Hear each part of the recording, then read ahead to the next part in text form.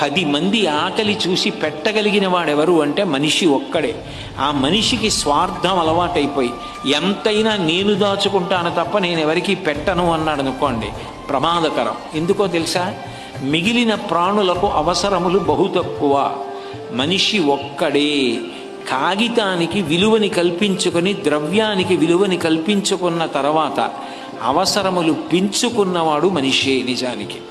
నేను ఎందుకు ఈ మాట అంటున్నానంటే, ఒక కుక్క ఉందనుకోండి, దానికి ఏం ఇల్లు కట్టుకోవలసిన అవసరం లేదు, దానికి మంచం ఉండదు, దానికి తలగడాలు ఉండవు, దానికి పరుపులు ఉండవు, దానికి బట్టలు ఉండవు, దానికి కంబళ్ళు ఉండవు. దానికి అనారోగ్యం వస్తే వర్షాకాలం వచ్చే ముందు గరిక పోచలు నవిలి కక్కేస్తుంది, దాంట్లో ఉన్న కల్మషం పోగొట్టుకుని ఆరోగ్యాన్ని పొందుతుంది. దానికి పిల్లలకి పెంచి పెద్ద చేయడానికి ఎక్కడెక్కడో విద్యాలయాల్లో స్థానాలు అక్కర్లేదు. పిల్లలకి రేపొద్దున్న అక్కడికి రావాలని 3 తరాలు 5 తరాల వరకు బ్యాంకు డిపాజిట్లు వెయ్యక్కర్లేదు.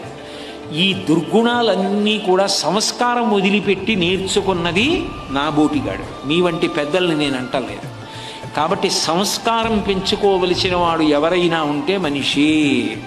అవసరములు వాటికి బహు తక్కువ.